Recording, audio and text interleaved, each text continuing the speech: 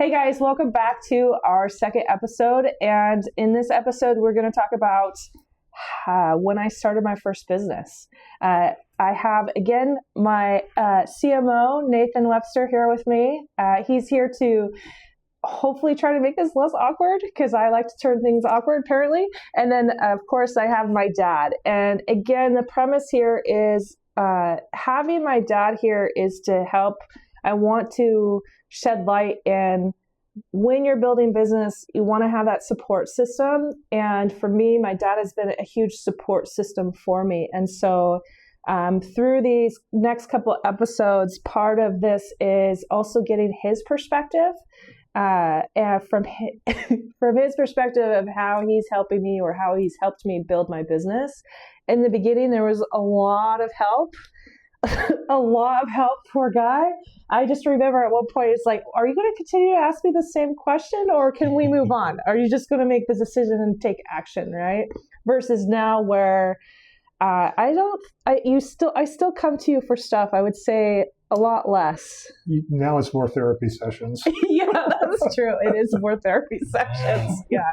So anyway, my first business. So I thought my first business was going to be a real estate firm, so to speak, basically investment firm. So I figured, again, I went into property management because I wanted to learn how to manage properties because I watched my dad own properties and I said, okay, he's going to become free of his job. That's how I'm going to do it too. Makes sense. As I'm working in it, I figured I'm just going to build a real estate portfolio. Well, I think I was 21, 22, had been working in property management for probably a year or two at this point. And a good friend of mine from college, Dina, she helped her parents with their janitorial company. And I was looking at the industry property management. I'm like, we're always looking for good cleaners.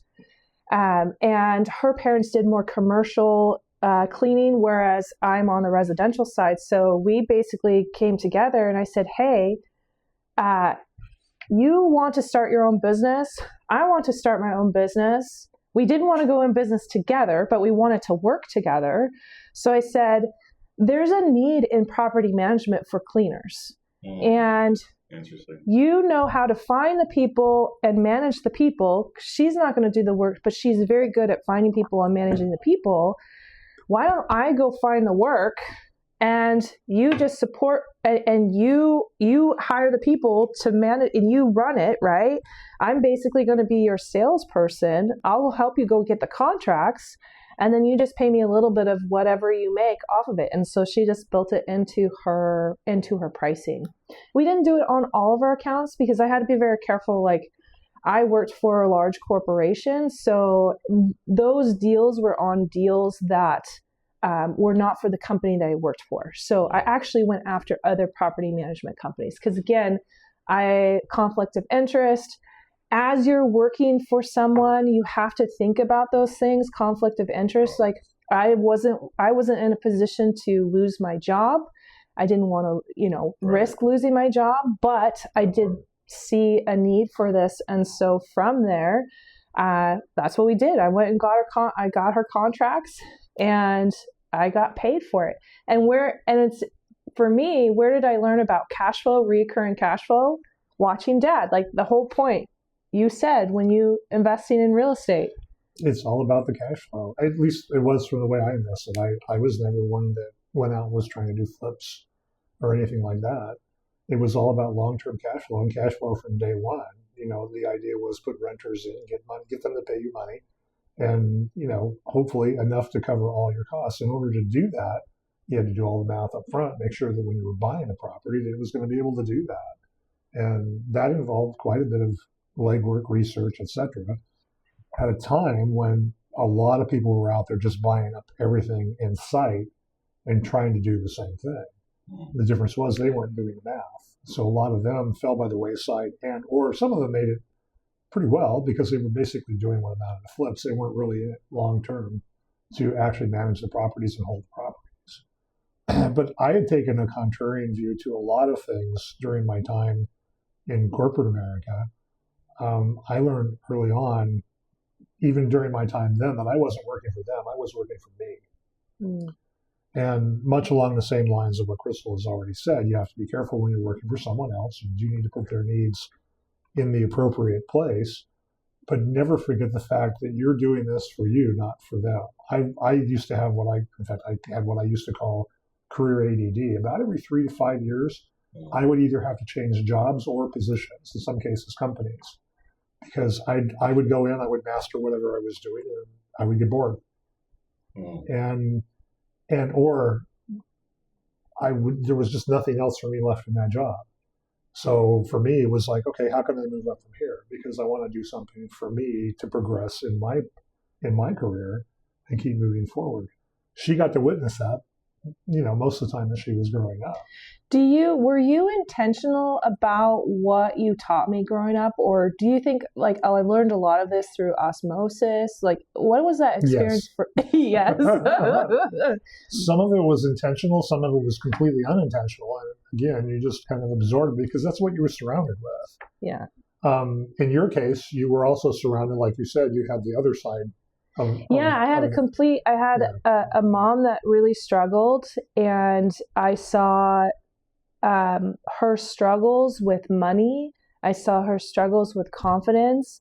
I saw her struggles with this, from my perspective, maybe from hers it's different, but someone that played the victim in life because that was what was easier to do than to actually sit down and reflect and say, no, wait a minute, I do have control of my life. I think she was so scared to do things on her own, and she felt like she needed someone else to take care of her.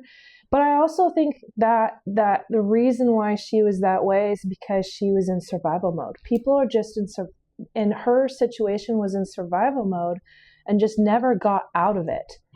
But I saw another parent who was at points in survival mode and was like, there's got to be a better way. And for me, it was good to see both.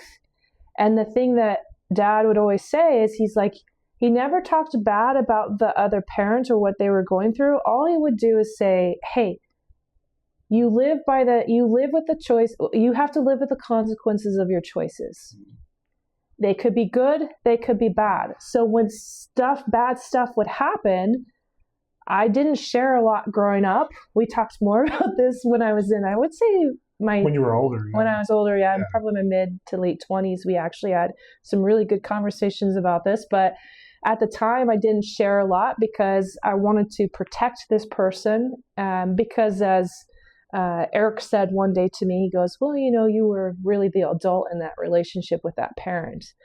And it's interesting to see but I saw that and I just said, there's got to be more. And again, being able to see the two dynamics of someone who says, there is more, I'm going to figure it out, versus someone who, again, in my opinion, was a victim mentality. But I also recognize that because of what she was surrounded with. So this goes back to why it's so important who you surround yourself with. And sometimes it can't be family. That's deep, yeah. And that's hard to accept too. I love these people, but it doesn't mean I can be around these people because they're not good for me. It's not good for my mental health. It's not good for my health. And also, if I want more out of life, I need to surround myself around people who want more out of life, but are also doing the work to get that more out of life. I think the other big thing is that you were able to see two people who started from the same place go two completely different directions. Mm-hmm. Basically, when your mother and I split, it was more than a little bit unexpected and abrupt. And I was saddled with a ton of debt. A house that was underwater in a bad real estate market that I could not sell. It would have cost me money to sell, and I had no money to start with. Basically, essentially broke. I was eating on something like about $40, $50 a month that I had for food. Wow. And I was working for a bank at the time. And that is not a good way to be when you're working for a bank, trust me. Those people don't like the idea that you're working for them and you're not getting by. So it was tough. I was fortunate enough that I was able to then break out of the things that were keeping me back, holding me back. because I was trying to conform to a certain lifestyle. And at that point, I went, okay, I can't do this anymore. How do I go forward from here? How do I make sure that my kids are taken care of, in spite of the fact I can't be there for them all the time? How do I make sure that I'm taken care of? And how do I dig myself out of this mess that I've put myself into? Whereas I'm not sure that happened at the other end of the relationship. But and this is where I think it's very easy for people to get comfortable with what's known, what's familiar, and I think that's what my mother was going through, where you were trying to improve your life. We moved far away from her family. I was like 600 miles. Yeah. And she just didn't have the mindset for a growth mindset, and was very unhappy. And I think that's probably why she chose to leave and take us kids. And the unfortunate thing is that we went from a stable household to a very unstable situation.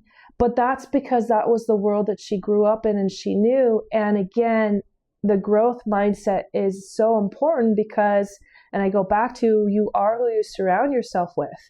And for her, that was her support system, her family. But from what I saw and what she experienced and what I experienced as a kid and what we went through, it didn't have to be that hard.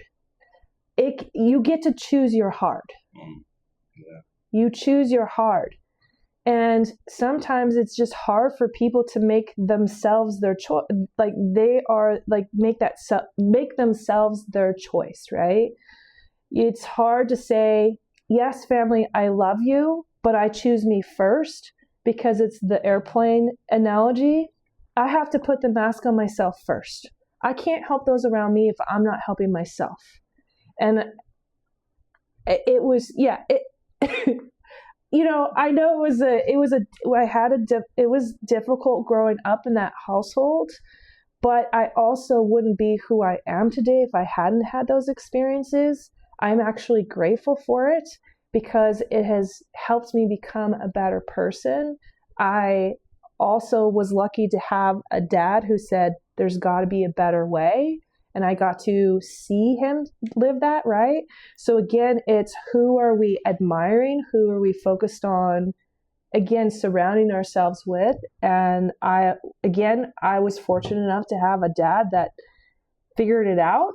But I say this because not everybody has that, right? Mm-hmm. It doesn't have to be a family member.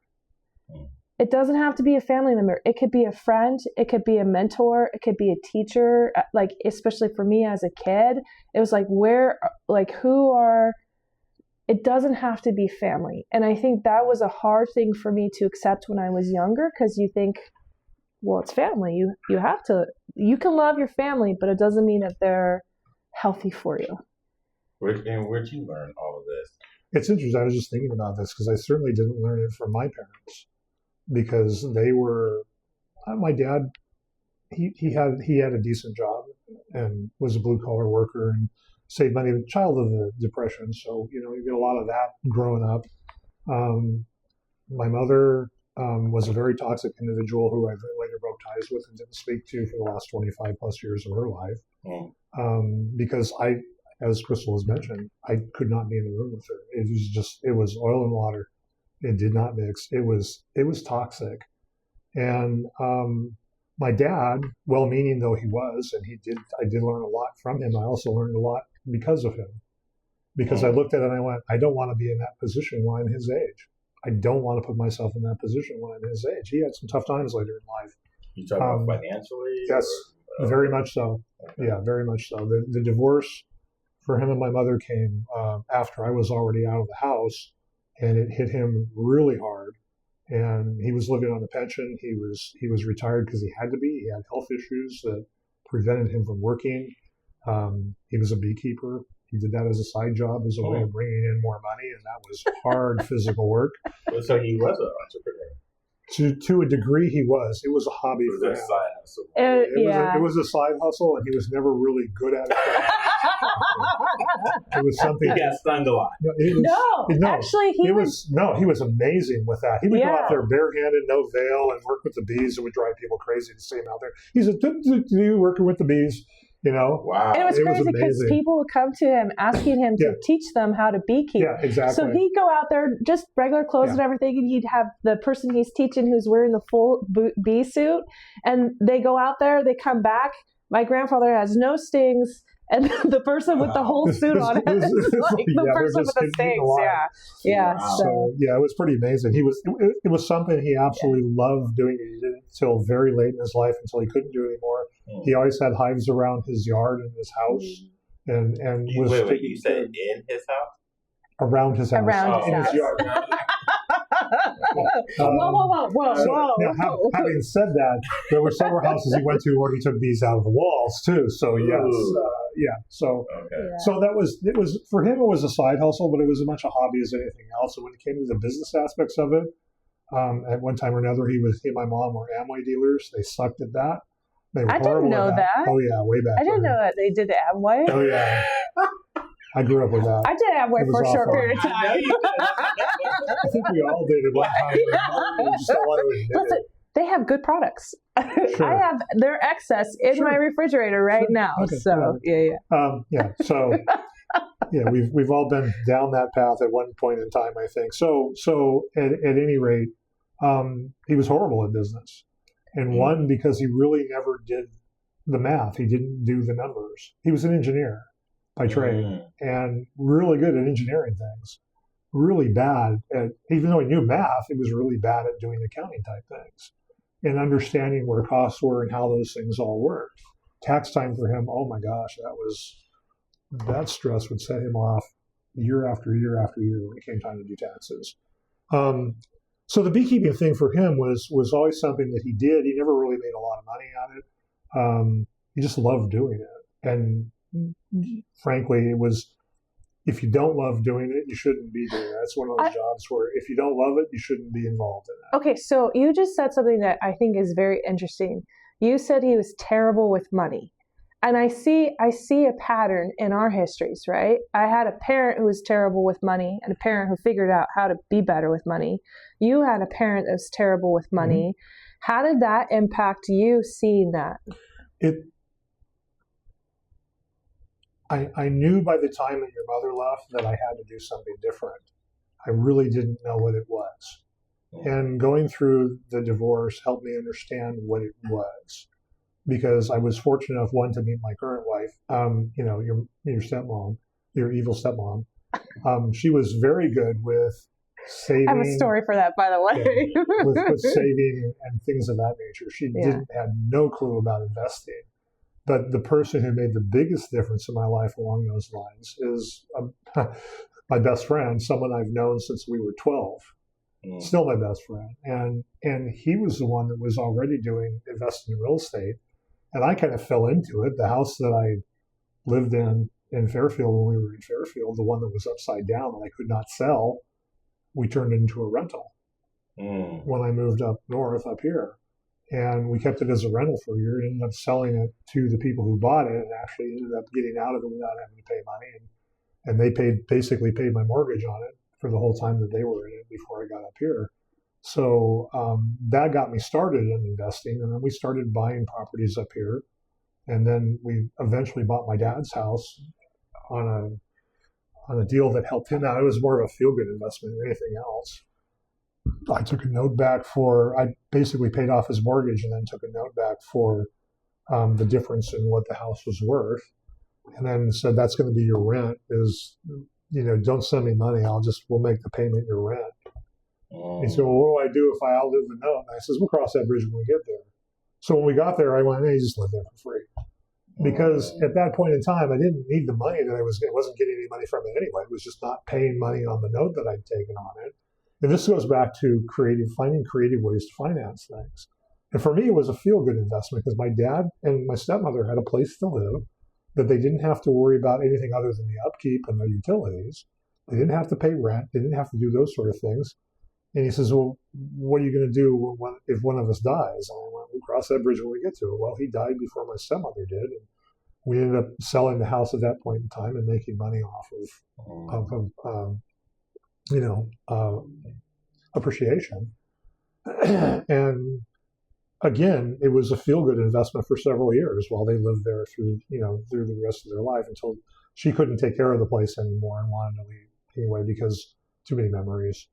And so it worked out fine for them. It was a lot of work for her too, for her to manage it. Yeah. I now see where I get it from. I never saw it before. So, because I think about when building business is not, it's not just about money, right? What's the purpose, right? And the thing that I've learned from you over time is it is important for us to make more money, not to make more money to just have more money, but it's what are you going to do with that more money that you have? Because he figured it out, he was able to do something for a family member that not everybody can do that for a family member. And that's why, for me, I think is so important why we get good at not just making money, investing money, but it's about what else can you do with that, right? What other purpose do you have for that? Because there's only so much, you only get to a point where, whatever lifestyle that you want, but I want more. And the more is, how can I have an impact for other people in my life? So I still remember to this day, you doing that for grandpa and just thinking, I want to be able to do that. If I have a family member that's in that situation, I want to be able to do that. And part of my motivation for doing all the things that I did was I never wanted to put any of my kids in that position. Seriously. I never wanted to put them in that position where they had to take care of me financially, at least financially. At some point, health-wise, you may have to think about it. But it's funny because I remember, and I think this is important for people to know. I'm going to say this. Not everybody's going to agree with me, but I agree with this because you did it with me. One of the things that I see is grief can change people. So when you started going through some health issues a few years back, I remember you updating or doing your will or updating your will. And it was when my brother and sister, they were still little, they were still in school. And you sat me down and you said, Crystal, I want you to know in the will, if something were to happen to us, you're not going to get as much as your siblings. And I said, oh, wow. Okay. And he just said that. He's like, you're not going to get as much as them. It's like, okay. Well, you're not going to die, are you? Well, I hope not. You're not going to kill me, are you? Not now. But I also explained the reasons behind it as well, too. And without going into any of the details, because they're not pertinent to this, I thought were legitimate reasons. You thought they were absolutely. legitimate. And I told him, I said, you know what, Dad? It's your money. I would rather have more time with you. I don't care about the money. I care about you. You're the one who did the work to earn that money. I didn't do anything to earn that money. So if there's something left, great. But for me, I care more about you, but I also care more about the relationships with those siblings too. He also had good reasons for it. And this is where I just think about, okay, in my own life, if I were to have kids, or how I decide how I'm going to leave my money, because I want to spend all my money, but I don't really want to spend all my money. I have kind of maybe a different philosophy around it where I want to earn so much money that I can leave it, put it in an endowment somewhere that's just going to take the interest and be able to give back into the community, whatever community I decide that is important to me at that time. But again, this goes back to, I think I'm going to go back to what you were saying earlier about you saw somebody in your life that was not good with money. I saw somebody in my life who was not good with money. And it's easy to fall into the habit of just doing what you're conditioned or you see to do. And I just said, hey, life sucks when you don't have money. Facts. It's hard. Mm-hmm. And it can be, but it's also it's hard to make money. I thought like in the beginning, it was hard. And then why was it hard? It was because I had to work on myself. I had to become a better person. I couldn't stay in this comfort zone. I had to change. And I saw my dad go through it too. And again, I thank you for helping me with that. I think we could keep going down this rabbit hole, but I want to shift to when I first started my first company, CH Consulting. Ooh, CH Consulting. Hold Yeah. on. We're really bad at naming. Yeah, I'm sure.